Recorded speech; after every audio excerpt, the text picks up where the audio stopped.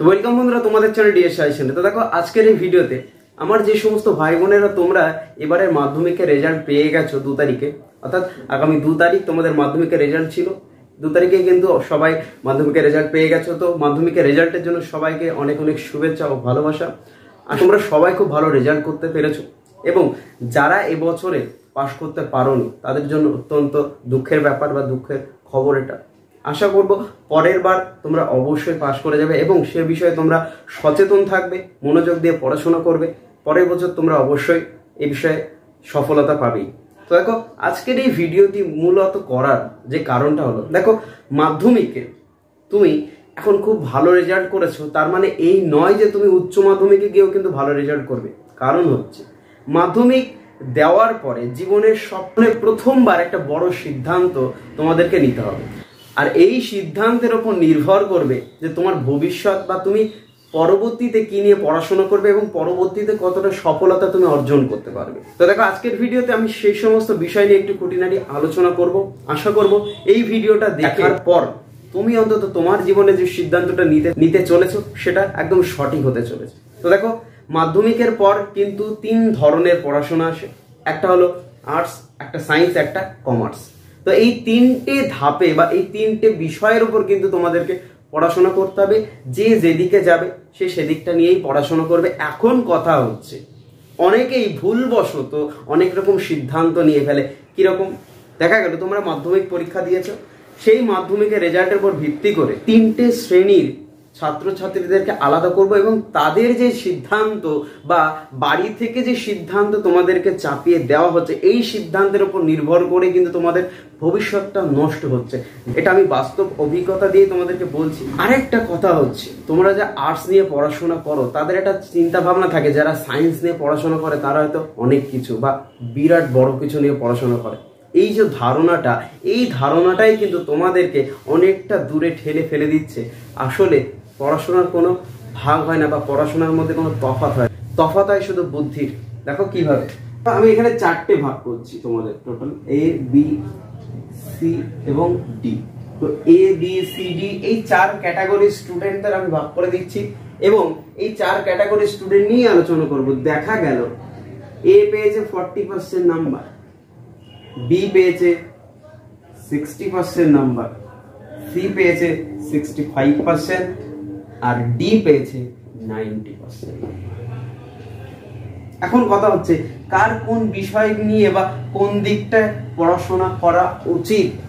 দেখো একটা জিনিস এখান থেকে ভাবো যে তোমরা যে স্টুডেন্টটা 40% নাম্বার পেয়েছে, এই যে যদি আমি জোর করে সায়েন্স চাপিয়ে দিই, অর্থাৎ বিজ্ঞান বিভাগটা চাপিয়ে দিই যে তুমি বিজ্ঞান বিভাগ নিয়েই পড়াশোনা করো, তাহলে কি হবে বলো তো?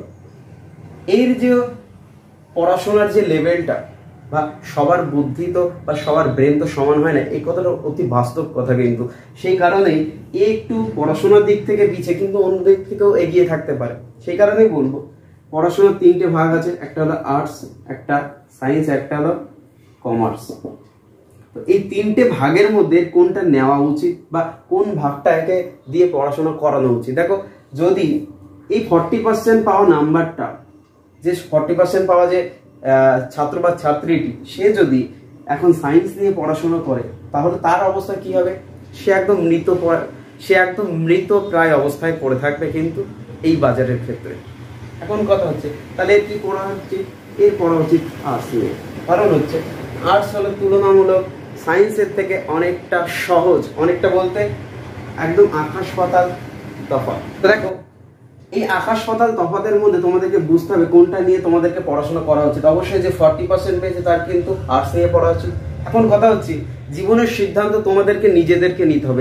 যেহেতু পড়াশোনাটা তোমরা নিজেরা করবে তাই তোমরা নিজেরা সিদ্ধান্ত নেবে। কারণ হচ্ছে তোমাদের বাড়ির লোক চেষ্টা করবে যে না আমার ছেলেটাও সায়েন্স নিয়ে পড়ুক। কারণ হচ্ছে যারা সায়েন্স নিয়ে পড়ে দেখবে মাধ্যমিকের পরে তাদের অ্যাটিটিউড, তাদের বিহেভিয়ার আকাশ পাতাল তফাৎ হয়ে যায়। এটা একদম বাস্তব কথা।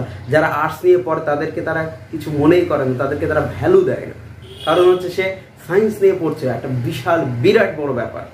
আদতেও কিন্তু যখন তুমি উচ্চ মাধ্যমিকের রেজাল্টটা দেখবে, অর্থাৎ এই 40% পাওয়া ছেলে বা মেয়েটা যখন আর্টস নিয়ে পড়ে 90% নাম্বার তুলবে এবং দেখা গেল যে দেখা গেল একটা 80% পাওয়ার ছেলে বা মেয়ে সে যখন উচ্চ মাধ্যমিকের রেজাল্টটা পাবে, দেখবে রেজাল্টের তখন একদম আকাশ পাতাল ডিফারেন্স হয়ে গেছে, একদম বিপরীত, স্রোতের বিপরীত দিক হয়ে গেছে। এখানে দেখো, তোমরা যারা 60% নাম্বার পেয়েছো, 60% নাম্বার, এদের কি করা উচিত? দেখবে এদের অনেকের মধ্যে এই 60% পাওয়া এবং এই 65% বা 70% পাওয়া নাম্বার ছেলে মেয়েরা এরা কি করবে? চট করে লাফ দিয়ে সায়েন্সের দিকে এগোবে। কারণ হচ্ছে এদের মধ্যে ধারণা আছে যে আর্টস নিয়ে পড়লে কোনো বাজারে মূল্য নেই, সায়েন্স নিয়েই পড়ো, তাতে অনেক মূল্য আছে, তাতে অনেক চাকরি বাকরির সুবিধা আছে। এক্ষেত্রে একটু বলে রাখি, এখনকার যুগে এটা ভুল ধারণা বা ভুল কথা। সেটা হচ্ছে যে সায়েন্স নিয়ে পড়লেই জীবনে এগোনো যাবে, আর্টস নিয়ে পড়লে এগোনো যাবে না। আমি কিন্তু বলছি তোমার জীবনের ডিসিশন নিতে, আমি কিন্তু ভাগাভাগি করতে আসিনি যে সায়েন্স ভালো না আর্টস ভালো, অর্থাৎ সায়েন্স নিয়েই আমি আর্টসের হয়ে প্রচার করতে, সেরকম কথা না। দেখো, এই যে 60 থেকে 70% পাওয়া ছেলে বা মেয়েটা, এদের আগ্রহ থাকবে বা এদের বাড়ি থেকে বা এদের বাড়ির পরিবেশ থেকে এদেরকে চাপিয়ে দেওয়া হবে যে তুমি সায়েন্স নিয়ে পড়ো। আদতেও কিন্তু এই সায়েন্স নেওয়ার অতটাও যোগ্য এখন হয়ে পারেনি। কারণ হলো সায়েন্সটা অতটা সহজ নয়, বিষয়টা অতটা সহজ নয়। যদি হতো তাহলে প্রত্যেকটা ছেলে মেয়ে সায়েন্স নিয়েই পড়াশোনা করতো, অন্য পড়াশোনা পৃথিবীতে থাকতো না। কারণ হচ্ছে দেখো, এই যে পড়াশোনাটা এ করছে, একটা সময়ের পরে এ আর এর নিজের মাথার প্রেশার নিতে পারবে না। অর্থাৎ সায়েন্সের সিলেবাসটা এত পরিমাণ হিউজ, ক্লাস 11-12-এর সেই যে সিলেবাসটা, এটা কিন্তু অনেক টিচারও এই সিলেবাস শেষ করতে পারে না। অতি বাস্তব কথা, পরীক্ষার আগে অবধি কিন্তু এরা সিলেবাস শেষ করতে পারে না, তাহলে পরীক্ষাটা দেবে কি করে? এই জন্যই বলছি, যারা কোয়ালিটি স্টুডেন্ট, যাদের তীক্ষ্ণ বুদ্ধি, যাদের মাথায় ধরে রাখার ব্যাপারটা বেশি, তারাই কিন্তু সায়েন্স নেয়। আর এই যে মধ্যম সম্প্রদায়ের স্টুডেন্টরা, এরা কিন্তু সায়েন্স নিয়ে বিপদে পড়ে যায়। দেখবে এই যে 40% পাওয়া নাম্বারটা, যখন এ আর্টস নিয়ে 90% নাম্বার পাবে, সেখানে এ পাবে 50% অথবা এ পাবে 40% নাম্বার। কত তফাৎ হয়ে গেল? 50 নম্বরের তফাৎ হয়ে গেল, প্রায় 50 থেকে 40 নম্বরের তফাৎ। তাহলে বুঝতে পারছো কি বললাম? বাড়ির লোকের কথা শুনে কোনোদিন কোনো সিদ্ধান্ত নেবে না। বাড়ির লোক তোমাকে যদি চাপিয়ে দিতে চায়, তুমি বলবে যে না, ব্যক্তিগত সিদ্ধান্ত নেওয়া তোমার অধিকার আছে। তোমার বয়স এখন 16 থেকে 17 বছর, কিছুদিন পরে তুমি 18 বছর, অর্থাৎ তুমি ভারতের নাগরিক হতে যাবে, তোমার একটা ব্যক্তির স্বাধীনতা আছে। তাই বলবো যে তুমি বাড়ির লোকের বা অন্য কোনো কারো কথা শুনে কিন্তু এই ফাঁদে পা দেবে না। কারণ হচ্ছে পড়াশোনাটা তোমাকেই করতে হবে, জীবনে তোমাকেই এগোতে হবে। লোক শুধু তোমাকে জ্ঞান দিয়ে চলে যাবে, কেউ কোনোদিন আসল পথটা দেখাবে না। তাই বলবো, এইখানে এসে যারা সায়েন্স নেবে তারা একটু ভেবে চিন্তে নেবে। অবশ্যই যদি তোমার মনে জেদ থাকে, একাগ্রতা থাকে যে না, আমি এই সায়েন্স নিয়েই পড়ে এবং আমি 90% নাম্বার তুলবো এবং পরবর্তীকালে আমি JEE বা নিট পরীক্ষা দিয়ে ডাক্তার বা ইঞ্জিনিয়ারিং লাইনেই যাব, তাহলে কিন্তু তোমার পক্ষে এটা সঠিক আছে যে না, তুমি তোমার ডিসিশন থেকেই এটা নিয়েছো। বাড়ির লোকের কথা শুনে বা অন্য লোকের কথা শুনে বা অন্য লোকের জ্ঞান দেওয়া নিয়ে কিন্তু কখনোই এটা নিও না, তাহলে ভবিষ্যৎ কিন্তু নষ্ট হওয়ার পথেই যাবে। কারণ হচ্ছে এইখান থেকে এসে তুমি কিন্তু আর এই দিকে ঘুরে দাঁড়াতে পারবে না সায়েন্স বা আর্টসে। দেখবে তখন সমাজে মুখ দেখাতে পারছো না যদি কম রেজাল্ট পাও বা খারাপ একটু রেজাল্ট হয়। দেখবে পারিপার্শ্বিকভাবেই এমন একটা জিনিস, এই পারিপার্শ্বিক ব্যাপারটা, আত্মীয় স্বজন সবাই বলবে যে কি হলো, কত অহংকার ছিল, সায়েন্স নিয়ে পড়ছে, সে ডাক্তার হবে বা ছেলে ইঞ্জিনিয়ার হবে, কি হলো আলটিমেট সে 50 থেকে 40%। দেখবে তখন এই ছেলে বা এই মেয়েটার একটা মানসিক দিক থেকে ভেঙে পড়ার আশঙ্কা থাকে। দেখবে এখান থেকে অনেক ছেলে এরা ভবিষ্যতের দিকে আর এগোতে পারে না, এদের ভবিষ্যৎ এখানেই থেমে যায়। কিন্তু যারা একাগ্রতা বা জেদ নিয়ে এই বিষয়টা নিয়ে সায়েন্স নিয়ে পড়াশোনা করবে, তারা কিন্তু অবশ্যই সাকসেসফুল হবে, কারণ তাদের জেদ আছে। এই জন্য বলবো, আবারও বলছি, কোনো রকম বাইরের সিদ্ধান্ত নেবে না, ব্যক্তিগত সিদ্ধান্ত তুমি সিদ্ধান্ত নেবে, তাহলেই ঠিক আছে। এখন কথা হচ্ছে, এই 90% পাওয়ার মধ্যেও 90% পাওয়া ছেলে মেয়েরা, এরা তো সায়েন্স নিয়ে পড়বেই। এই যে স্টুডেন্টরা আছে 90% পাওয়া ছেলে মেয়েরা, এখান থেকেও কিন্তু এই জায়গায় চলে আসবে অনেকেই। কারণটা কি? অহংকার।